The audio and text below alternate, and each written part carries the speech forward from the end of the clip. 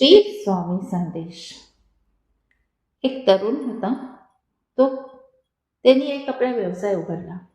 त्याने नुकताच आपला एक नवीन व्यवसाय सुरू केला, पण त्याला काय अपयश यायला लागलं. कारण की जो प्रयत्न करत होता त्यात त्याला अडचणी यायला लागल्या आणि अडचणीमुळे काय झालं की त्याच्या मनात नकारात्मकता यायला लागली. तर स्वतःला दोष द्यायला लागला, माझ्या नशिबात सुख नाहीच आहे, माझ्या हातून काही चांगलं घडणार नाही. आणि त्यामुळे काय झालं की त्याला झोप पण येत नव्हती. कारण की त्याच्या मनामध्ये काही उत्साह नव्हता, संपून गेला होता. एक दिवस तो बाहेर निघाला तर त्याचा एक मित्र त्याला भेटला आणि तो म्हणाला, अरे तू नेहमी आनंदी राहणं शिक, नेहमी सकारात्मक राहा, असं नको करू. पण तो निराश होता, म्हणून तो म्हणाला, अरे मी काय करू, मला काही समजत नाही. तर तो म्हणाला, तू खूप हुशार आहे, पण तुझ्या आतमध्ये जे नकारात्मक विचार चाललेले आहे ना, ते तुझे सगळ्यात मोठे शत्रू आहे. यातून बाहेर पडण्यासाठी तू श्री स्वामी समर्थांवर विश्वास ठेव, त्यांचं नामस्मरण चालू कर. आणि जेव्हा सुद्धा बाहेर जाशील, बाहेर निघशील व्यवसाय करता, त्यांना नमस्कार करून माझ्या व्यवसायामध्ये चला, त्यांना सांगा. तो हसला आणि म्हणाला, स्वामी कधीही स्वतः येऊन तुझे काम करणार नाही, पण तुला जे योग्य वेळ आहे, जे योग्य प्रेरणा आहे, ते तुला नक्कीच देतील.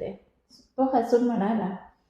तर त्यांनी विचार केला, असं काही होतं का? तरी त्यांनी विचार केला, काही गोष्ट नाही, चला आपण करून पाहतो. त्याने नामस्मरण सुरू केलं, रोज सकाळी उठून रात्री झोपण्यापूर्वी. पण जेव्हा सुद्धा तो बाहेर निघायचा ना, त्याला जर कोणी दिसलं रस्त्यामध्ये तर त्याची मदत करून द्यायचा. कुत्र्या वगैरेंना बिस्किट देऊन द्यायचा, कोणी पोस्टमॅन वगैरे आलं त्यांना एक ग्लास पाणी देऊन द्यायचा. म्हणजे त्यांनी आपला हसता खेळता जे काम आपण करत होतो नियमानुसार तो करायला लागला. कारण की त्याला दिसत होतं की माणसांना त्रास होतोय. तर दिवसभर त्यांची मदत करून तो नामस्मरणही करत होता.